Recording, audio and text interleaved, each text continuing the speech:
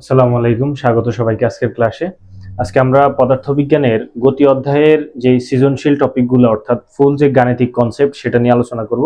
তো এই ভিডিওটা কোনো বেসিক ক্লাস না, এটা হচ্ছে সরাসরি সৃজনশীল প্রশ্নের যেই টপিকগুলো আসে অর্থাৎ গতি থেকে যত ধরনের সৃজনশীল প্রশ্ন আসা সম্ভব আজকে আমরা এই একটা ভিডিওতে সবগুলা টপিক নিয়ে আলোচনা করবো ইনশাল্লাহ।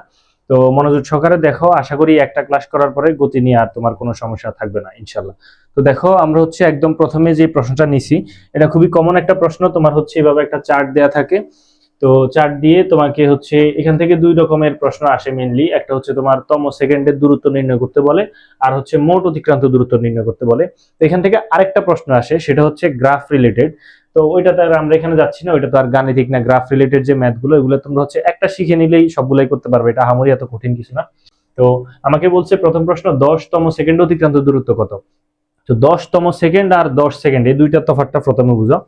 10 সেকেন্ড মানে টোটাল 10 সেকেন্ড, অর্থাৎ 0 থেকে 10 পর্যন্ত। আর 10তম সেকেন্ড মানে 10 নাম্বার সেকেন্ড। এখন 10 নাম্বার সেকেন্ড কি, ঘড়ির কাঁটায় 9 সেকেন্ড উঠার পরে এই 9 সেকেন্ডের পর থেকে 10 সেকেন্ড উঠা পর্যন্ত যে 1 সেকেন্ড, সেটাই মূলত 10তম সেকেন্ড। অর্থাৎ আমাকে 10 নাম্বার সেকেন্ডে এই গাড়িটা কতটুকু পথ যায় সেটা নির্ণয় করতে হবে, অর্থাৎ 1 সেকেন্ডের অতিক্রান্ত দূরত্ব 9 থেকে 10 পর্যন্ত। সূত্রটা কি আশা করি সবাই জানো, সেটা তম সেকেন্ড নির্ণয় সূত্র। এস যততম বলবে তত। ধরো আমার 10তম সেকেন্ডে, কারণ আমি এখানে লিখলাম কত, 10তম সমান u plus half of a of 2t - 1। এটা তম সেকেন্ডে অতিক্রান্ত দূরত্ব নির্ণয় করার সরাসরি সূত্র। তোমার যততম সেকেন্ডে বলে তুমি জাস্ট টির মান তত বসায় দিবা। এর জন্য তোমার একটা কাজ করতে হবে, ত্বরণ নির্ণয় করতে হবে। ওই পদ্ধতি অবলম্বন করলেও ত্বরণ নির্ণয় করতে হবে। আমরা প্রথমে ত্বরণটা নির্ণয় করি। এখানে আমার এই যে 10তম সেকেন্ডে যেহেতু অতিক্রান্ত দূরত্ব চাইছে, আমি ত্বরণটা বের করি। এ সমান আমরা কি জানি, V minus you by T. তা আমি এখানে ত্বরণ কতক্ষণ পর্যন্ত কাজ করছে দেখো, এখানে 0 থেকে 2 হয়েছে, 2 থেকে 4, 4 থেকে 6, মানে বেগটা বৃদ্ধি পাইছে। এরপরে কিন্তু আর বেগ বৃদ্ধি পায় না, 6 থেকে 6 আছে, তার মানে সমবেগ। এই অংশে কিন্তু আমার ত্বরণ নাই। আমি এইখানে যে কোনো একটা সময় আর বেগ ধরে ত্বরণটা নির্ণয় করলে হবে। তো ধরো আমি সময় ধরলাম 10, কেমন, টির মান ধরলাম কত, 10। এখন টির মান 10 ধরলে আমার তখন বেগ কত, 4। তার মানে আমার এখানে ভির মান কত, 4। আর ইউর মান তো 0। তাহলে 10/4 মানে 0.4 মিটার সেকেন্ড ইনভার্স টু। এটা আমার ত্বরণ। এখন আমি জাস্ট এখানে ত্বরণটা বসাই, সলভ করে ফেলবো। ইউর মান 0 plus half into 0.4 into 2 into 10 - 1। এখানে 10 কেন হয়েছে, কারণ 10তম সেকেন্ড, যততম সেকেন্ড বলবে টির মান তত। তাহলে এখানে কত, 0.2 ইন্টু 10 দুগুণে 20, 20 থেকে 1 গেলে 19 সমান কত, 3.8 মিটার। কেমন, তাহলে আমার 10তম সেকেন্ড অতিক্রান্ত দূরত্ব কত, 3.8 মিটার। ওকে, আশা করি বুঝতে পারছো। এখন আমরা মোট অতিক্রান্ত দূরত্বটা নির্ণয় করবো, অর্থাৎ এই টোটাল যে সময়টা 40 সেকেন্ড, 40 সেকেন্ডে এই গাড়িটা কতটুকু পথ যায় আমরা সেটা বের করবো। তার জন্য তোমরা একটু খেয়াল করো, দেখো এখানে গাড়িটা একটা অংশ ত্বরণে গেছে, একটা অংশ সমবেগে, আর একটা অংশ মন্দনে গেছে। দেখো, বেগ যতক্ষণ বৃদ্ধি পাবে ততক্ষণ ত্বরণ, বেগ যখন বৃদ্ধি পাবে না তখন সমবেগ, আর যখন বেগ হ্রাস পাবে তখন মন্দন। কারণ কি, বেগ বৃদ্ধির হারকে ত্বরণ বলে, আর বেগ হ্রাসের হারকে মন্দন বলে। দেখো, 0 থেকে বেগ 2 হয়েছে, বৃদ্ধি পাইছে, 2 থেকে 4 হয়েছে, তাও বৃদ্ধি পাইছে, 4 থেকে 6 হয়েছে, তাও বৃদ্ধি পাইছে। কিন্তু এইখানে কিন্তু বেগ 6 থেকে 6 হয়েছে, বেগের কোনো পরিবর্তন নাই। তার মানে আমার এই 0 থেকে 15 সেকেন্ড পর্যন্ত ত্বরণ কাজ করছে। আমি লিখবো, এটা ঘ নম্বর প্রশ্নের সলিউশন। 0 থেকে 15 সেকেন্ড ত্বরণে যায়। এই ক্ষেত্রে S equal U plus V by 2 whole into T. আমরা এই সূত্র দিয়ে বের করি। চাইলে তোমরা ত্বরণ নির্ণয় করে S equal UT plus half A T square, ওই সূত্র দিয়েও করতে পারো, কিন্তু আমরা বাড়তি ঝামেলার দরকার না, আমরা এই সূত্র দিয়ে করতে পারি। তো এখানে আমার আদিবেগ কত, দেখো আমার ঘটনা শুরু 0 সেকেন্ড থেকে, তার মানে 0 সেকেন্ডে যে বেগ সেটা হবে আদিবেগ, আর আমি শেষ করতেছি 15 সেকেন্ডে, তার মানে 15 সেকেন্ডে যে বেগ সেটা হবে শেষ বেগ। তাহলে আমার 0 সেকেন্ডের সময় বেগ কত, 0, তার মানে ইউর মান 0 প্লাস, আর 15 সেকেন্ডের সময় বেগ কত, 15 সেকেন্ডের সময় বেগ 6, তার মানে আমার ভির মান কত, 6 ডিভাইডেড বাই 2 ইন্টু টির মান কত, 0 থেকে 15 মানে সময় কতটুকু, 15 সেকেন্ড, মানে 3 ইন্টু 15 সমান 45 মিটার। কেমন, তো একটা অংশ গেল। এরপর আমার সবসময় খেয়াল রাখবা, প্রথম অংশ যেখানে শেষ হবে দ্বিতীয় অংশ ওইখান থেকেই তোমাকে শুরু করতে হবে। আমার প্রথম অংশ শেষ হয়েছে 15 সেকেন্ডে, তার মানে দ্বিতীয় অংশ শুরু করবো কোথা থেকে, 15 সেকেন্ড থেকে। এখন আবার 15 সেকেন্ডে আসি, 15 সেকেন্ডে বেগ 6, 20 সেকেন্ডের সময় বেগ 6, তার মানে সমবেগ। আবার 25 সেকেন্ডের সময় বেগ 6, তার মানে এখানেও সমবেগ, কিন্তু 30 সেকেন্ডের সময় বেগ গিয়ে কত হয়েছে 4 হয়েছে, তার মানে এই অংশটা আমার সমবেগে গেছে, অর্থাৎ 15 থেকে 25 সেকেন্ড সমবেগে যাবে। আচ্ছা এখানে জায়গা একটু শর্ট, এই কারণে আমি হচ্ছে এটা মুছাই দিলাম। তাহলে আমরা আবার লিখবো কি 15 থেকে 25 সেকেন্ড সমবেগে যায়, 15 থেকে 25 সেকেন্ড সমবেগে। তাহলে এই ক্ষেত্রে এর সমান কি সমবেগের অতিক্রান্ত দূরত্ব সূত্র আমরা কি জানি, এস ইকুয়াল ভিটি। বেগ কত 6, আর সময় কতটুকু দেখো, সব সময় যে এখানে যে সময়টা আমরা ধরবো এখানে আমরা বড়টা থেকে ছোটটা বিয়োগ করবো, কারণ সময়ের মান তো মাইনাস হবে না। তো 25 থেকে যদি আমি 15 বিয়োগ করি আর কত থাকে 10, তাহলে 60 মিটার। গেল দুইটা অংশ শেষ। এরপর আবার আমি যেখানে দ্বিতীয় অংশ শেষ করছি তৃতীয় অংশ ওইখান থেকে শুরু করবো, অর্থাৎ 25 থেকে শুরু করবো। 25 সেকেন্ডের সময় বেগ কত আমার 6, 30 এর সময় 4, 35। আচ্ছা এখানে কিন্তু হ্রাস পাইছে, কেমন, অর্থাৎ মন্দন কাজ করতেছে, 6 থেকে 4 হয়েছে, 35 এর সময় 2 আবারও হ্রাস পাইছে, আবার 40 এর সময় 0, অর্থাৎ এই পুরো অংশটা মন্দন কাজ করছে। 25 থেকে তোমার 40 সেকেন্ড পর্যন্ত যে সময়টা সেটা হচ্ছে মন্দন কাজ করছে। তো আমরা আবার এখানে লিখবো যে 25 থেকে 40 সেকেন্ড মন্দনে যায়, 25 থেকে 40 সেকেন্ড মন্দনে যায়। এক্ষেত্রে এস ইকুয়াল আবার ওই আগের সূত্রটা U plus V by 2 whole into T. তোমরা চাইলে এর মান বের করে, অর্থাৎ ত্বরণ বা মন্দনের মান বের করে করতে পারো, কোনো সমস্যা নেই। আচ্ছা এইখানে একটা জিনিস বোঝার আছে, দেখো এখানে অনেকে ভুল করে, ইউর মানটা হচ্ছে অনেকে শূন্য বসায় দেয় না। আমার এখানে দেখতে হবে যে আমি কোথা থেকে শুরু করতেছি আর কোথায় গিয়ে শেষ করতেছি, সেটার দিকে খেয়াল করবো। আমার এখানে শুরু হচ্ছে 25 সেকেন্ড আর শেষ হচ্ছে 40 সেকেন্ডে, তার মানে 25 সেকেন্ডে যে বেগ সেটা আমার আদি বেগ, 40 সেকেন্ডে যে বেগ সেটা আমার শেষ বেগ। তাহলে 25 সেকেন্ডের সময় বেগ কত 6, তার মানে আমার এখানে ইউর মান কত 6 প্লাস বি হচ্ছে শেষ বেগ 40 সেকেন্ডের সময় বেগ কত 0, তার মানে ভির মান 0 ডিভাইডেড বাই 2 ইন্টু সময় কতক্ষণ, এই যে 25 আর 40 এর মধ্যে সময় ব্যবধান কত 15। আচ্ছা এখানে আমি 0 বসেছি, এটা হচ্ছে 6 হবে, তাহলে 3 ইন্টু 15 সমান 45 মিটার। তার মানে আমি যদি এখন মোট অতিক্রান্ত দূরত্ব বার করি, মোট অতিক্রান্ত দূরত্ব প্রথমে 45 প্লাস সমবেগ কতক্ষণ ছিল 60 মিটার, 60 প্লাস 45, তাহলে কত হয় 90, 60, 150 মিটার। ওকে, এই ম্যাক্সিমাম এরকমই আসে, হচ্ছে তোমার ত্বরণে যায়, তারপরে সমবেগ, আর একটা অংশ কি মন্দনে যায়। ওকে, তো আশা করছি এই দুইটা ম্যাথ বুঝতে পারছো। এরপর আমরা হচ্ছে পরবর্তী টপিকে যাই। ওকে, তো আমরা হচ্ছে পরবর্তী টপিকের প্রশ্নটা নিয়ে নিছি। এটা হচ্ছে 20 মিটার সেকেন্ড ইনভার্স আদিবেগে মুকুল একটি বলকে সোজা উপরে নিক্ষেপ করলো। 30 মিটার দূর থেকে নিশান 6 মিটার সেকেন্ড ইনভার্স সমবেগে এসে বলটি ধরার চেষ্টা করে। তো ঘটনাটা হচ্ছে একজন একটা বলকে সোজা উপরে নিক্ষেপ করছে, ঠিক একই সময় একটা নির্দিষ্ট দূর থেকে আরেকজন দৌড়ে এসে বলটি ধরার চেষ্টা করতেছে। তো দুই রকমের প্রশ্ন হয়, একটা হচ্ছে বলের সর্বোচ্চ উচ্চতা কত, আর আরেকটা হচ্ছে যে লোকটা দৌড়ে এসে বলটি ধরার চেষ্টা করলো সে কি বলটি ধরতে পারবে কিনা। ওকে, তো প্রথম প্রশ্ন হচ্ছে বলের সর্বোচ্চ উচ্চতা কত। তো সর্বোচ্চ উচ্চতা নির্ণয় করার একেবারে সহজ একটা শর্টকাট সূত্র আছে, মানে ডিরেক্ট সূত্র দিয়ে সর্বোচ্চ উচ্চতা নির্ণয় করা যায়। সেই সূত্রটা হচ্ছে আমরা এখানে গ নম্বরের প্রশ্ন সলভ করতেছি। সর্বোচ্চ উচ্চতা h equal u square by 2g, কেমন, এটা হচ্ছে সর্বোচ্চ উচ্চতা নির্ণয় করার সরাসরি সূত্র। তো এখানে হচ্ছে ইউটা হচ্ছে আদিবেগ, অর্থাৎ যে বেগে বলটা সোজা উপরে নিক্ষেপ করা হয়েছে সেটা কত বেগে 20 মিটার সেকেন্ড ইনভার্স বেগে। তো এখানে আমরা বসাই দিই 20 স্কোয়ার বাই 2 ইন্টু 9.8, এখানে যা আসবে তাই হচ্ছে বলের সর্বোচ্চ উচ্চতা।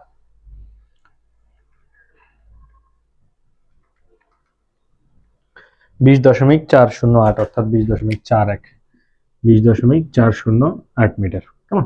এখন এভাবে সর্বোচ্চ উচ্চতা নির্ণয় করো, এটা না বলে তোমাকে বলতে পারে যে কত উচ্চতায় বলের বেগ শূন্য হবে, ওইটাও কিন্তু সর্বোচ্চ উচ্চতা, কারণ একটা বল আমি নিক্ষেপ করলে উঠতে উঠতে উঠতে একটা পয়েন্টে গিয়ে এটা থামে তারপরে নিচে পড়বে, যে জায়গায় থামবে সেটাই হচ্ছে সর্বোচ্চ উচ্চতা, কেমন।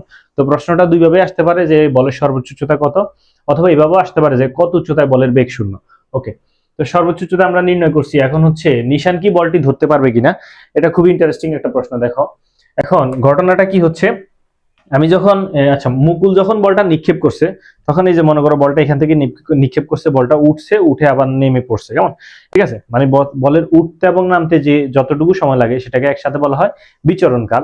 তো বলের বিচরণকাল নির্ণয় করতে হবে, আর ওই যে লোকটা দূর থেকে দৌড়ে আসতেছে সে আসতে কতক্ষণ সময় লাগে, আমাকে দুইটা কাজ করতে হবে, যে বল উপরে উঠতে এবং নামতে কতক্ষণ সময় লাগে, আর যে লোকটা বলটি ধরার চেষ্টা করতেছে সেইখানে আসতে কতক্ষণ সময় লাগে, কেমন। তাহলে আমি প্রথমে বলের বিচরণকাল বের করি। বিচরণকাল নির্ণয় করার একটা সূত্র আছে, দেখো বিচরণকাল টি সমান 2u/g। কেমন? এটা হচ্ছে বিচরণকাল নির্ণয় করার সূত্র।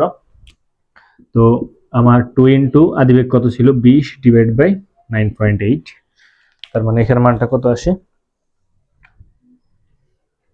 40/9.8, 4.08 সেকেন্ড, 4.08 সেকেন্ড। অর্থাৎ বলটি উপরে উঠতে এবং নামতে আমার এতটুকু সময় লাগে। এখন আমি বের করবো এই যে নিশান, সে যে দৌড়ে আসতেছে 30 মিটার দূর থেকে 6 মিটার সেকেন্ড ইনভার্স সমবেগে, তার আসতে কতক্ষণ সময় লাগে। আচ্ছা, নিশানের জন্য সে যেহেতু সমবেগে দৌড়ে আসতেছে, তার মানে এস ইকুয়াল ভিটি। এখান থেকে আমি টি বের করবো, টি সমান এস বাই ভি। তো তার এস কত, দেখো সে কিন্তু 30 মিটার দূর থেকে দৌড়ে আসতেছে, তার মানে তার দূরত্ব বা অতিক্রান্ত দূরত্ব হবে কত 30, আর কত বেগে আসতেছে 6, তাহলে 30/6 মানে 5 সেকেন্ড। ওকে, এখন আমি দেখতেছি যে বলের, আচ্ছা দুঃখিত ভিডিওর আগের অংশটা একটু যান্ত্রিক ত্রুটির কারণে কাটা গিয়েছিল। তো ওইখানে আমাদের বলের বিচরণকাল ছিল কতক্ষণ, বিচরণকাল 4.08 সেকেন্ড। কেমন? আর নিশানের সময় কতক্ষণ লাগছিল, নিশানের লাগছিল 5 সেকেন্ড। দেখো বলের উঠতে এবং নামতে 4.08 সেকেন্ড লাগে, আর নিশানের এই জায়গায় আসতে 5 সেকেন্ড লাগে। যেহেতু নিশানের আসতে বেশি সময় লাগে, তার মানে নিশান বলটি ধরতে পারবে না। আচ্ছা, আমরা হচ্ছে আরেকটা কনসেপ্ট এখানে নিয়ে নিছি। প্রশ্নটা একটু খেয়াল করো। একটি কার 2.5 মিটার সেকেন্ড ইনভার্স 2 ত্বরণে স্থির অবস্থা থেকে যাত্রা শুরু করলো। একই সময় অপর একটি বাস প্রথম কারের 50 মিটার পিছন থেকে 63 কিলোমিটার পার আওয়ার সমবেগে যাত্রা শুরু করলো। আচ্ছা, এটা বেগ না, এটা সমবেগ হবে। কেমন? এই বেগটা হচ্ছে কত, সমবেগ হবে, সমবেগে যাত্রা শুরু করলো। প্রথম প্রশ্ন হচ্ছে কতক্ষণ পর দুইটি গাড়ির বেগ সমান হবে, আর দ্বিতীয় প্রশ্ন হচ্ছে যাত্রাপথে তাদের কয়বার দেখা হবে।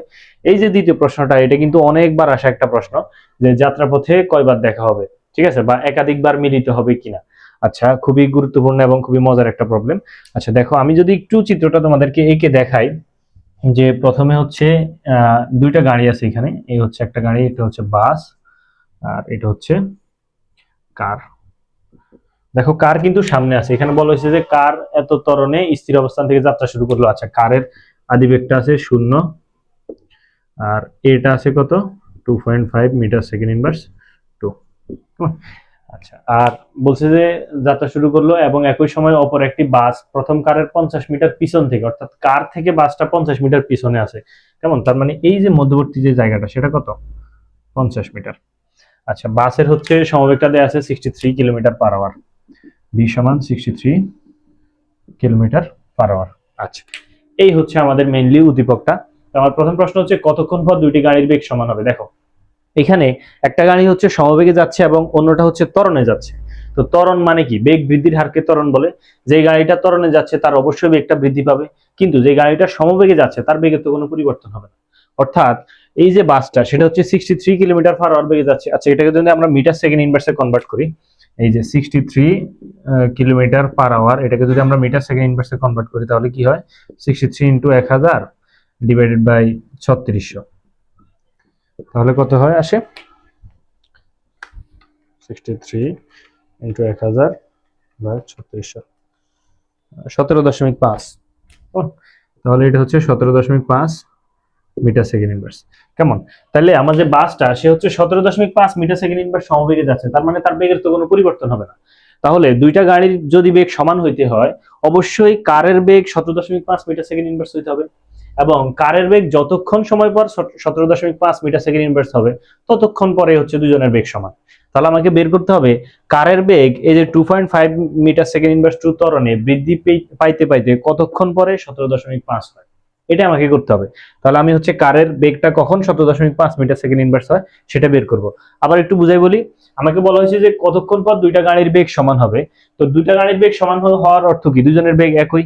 এখন বাস যেহেতু সমবেগে যাচ্ছে, তার মানে তার বেগের তো কোনো পরিবর্তন হবে না, তার মানে তার বেগ 17.5ই থাকবে। আর কার যেহেতু ত্বরণে যাচ্ছে, তার মানে তার বেগটা বৃদ্ধি পাবে। তাহলে কারের বেগ 0 থেকে বৃদ্ধি পাইতে পাইতে যতক্ষণ পরে 17.5 হবে, ততক্ষণ পরে দুজনের বেগ সমান। এখন আমাকে বের করতে হবে তাহলে কারের বেগ কতক্ষণ পরে 17.5 হয়। আশা করি বুঝতে পারছো। ঠিক আছে, তাহলে আমরা হচ্ছে এবার কারের বেগ কতক্ষণ পরে 17.5 হয় সেটা আমরা বের করি। তার জন্য সূত্র হচ্ছে ভি ইকুয়াল ইউ প্লাস এটি। এখানে আমরা ভির মানটা 17.5 ব্যবহার করব, কারণ কারের বেগ কতক্ষণ পরে 17.5 হয় সেটাই তো আমাদের উদ্দেশ্য।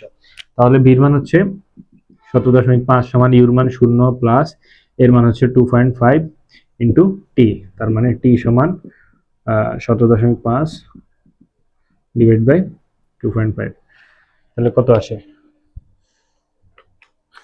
ভাগ 2.5, 7 সেকেন্ড, কেমন 7 সেকেন্ড, তার মানে 7 সেকেন্ড পরে দুইটা গাড়ির বেগই কি সমান হবে।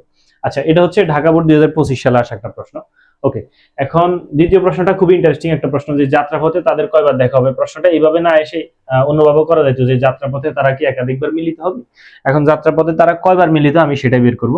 তো তার জন্য খুবই সিম্পল একটা ফর্মুলা, আমরা হচ্ছে প্রথমে দুইজনেরই যে তথ্য আছে সেটা দিয়ে আমরা দুইজনের অতিক্রান্ত দূরত্বর সূত্র লিখবো। অর্থাৎ একটা গাড়ি তো সমবেগে যাচ্ছে, তো তার সমবেগে অতিক্রান্ত দূরত্বের সূত্র লিখবো, আর যে গাড়িটা হচ্ছে ত্বরণে যাচ্ছে তার ত্বরণ দিয়ে আমরা যে অতিক্রান্ত দূরত্ব পাই সেটা লিখবো। দেখো, বাসের জন্য আচ্ছা, এটা হচ্ছে ঘ নাম্বার প্রশ্নের অ্যান্সার। বাসের জন্য আমার কি দেয়া আছে, ভি সমান 17.5 মিটার সেকেন্ড ইনভার্স, আর টি তো জানা নেই আমার। আচ্ছা, আমি এখানে শুরুর লাইনে লিখে নিব, যে বলছে যে যাত্রাপথে তাদের কয়বার দেখাবো, আমরা শুরুর লাইনে লিখে দেবো যে যাত্রাপথে তাদের টি সেকেন্ড পরে দেখা হবে, কেমন। তো এবার টির মানটা আমরা হচ্ছে মেইনলি বের করবো।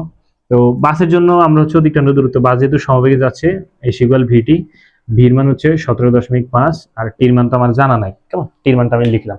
আমি আবার বলতেছি, এই যাত্রাপথে তাদের কয়বার দেখা হবে বা যাত্রাপথে তারা একাধিকবার মিলিত হবে কিনা, এই প্রশ্ন সলভ করার জন্য তোমার যেহেতু দুইটা গাড়ির ইনফরমেশন দেওয়া থাকবে, যেই গাড়ির যে ইনফরমেশন দেওয়া আছে তুমি সেটা দিয়ে তার অতিক্রান্ত দূরত্বের সূত্র লিখবা। এরপর আমি বুঝাচ্ছি কেন হচ্ছে আমরা এটা লিখছি, কেমন। তো আমার হচ্ছে বাসের শুধু বেগটা আছে, এই কারণে আমি এস ইকুয়াল ভিটি লিখে বেগের মানটা বসেছি, টির মানটা আমি জানি না।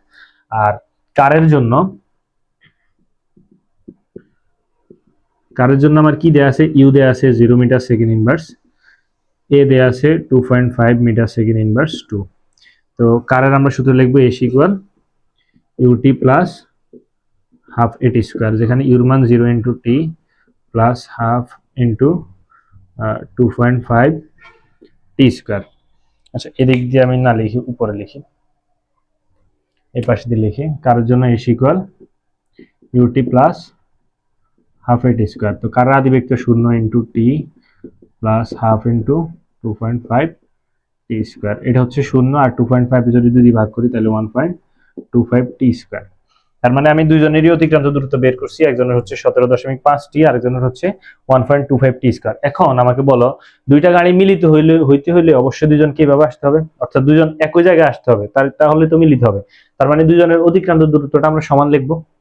দেখো, সমান হইতে হলে যে পিছন আছে তাকে অবশ্যই 50 মিটার বেশি পথ অতিক্রম করতে হবে। আচ্ছা, একটু কমপ্লেক্স লাগতেছে বিষয়টা, আমি আরো সহজ করে দিচ্ছি। এখন আমরা প্রশ্ন মধ্যে লিখবো। আচ্ছা, এতটুকু আশা করি তোমরা তুলছো, এটা পরিষ্কার করে দিই। মিলিত হওয়ার জন্য প্রথমে আমরা হচ্ছে দুইজনের অতিক্রান্ত দূরত্ব বের করবো, এরপর আমরা হচ্ছে প্রশ্ন মতে লিখবো। প্রশ্ন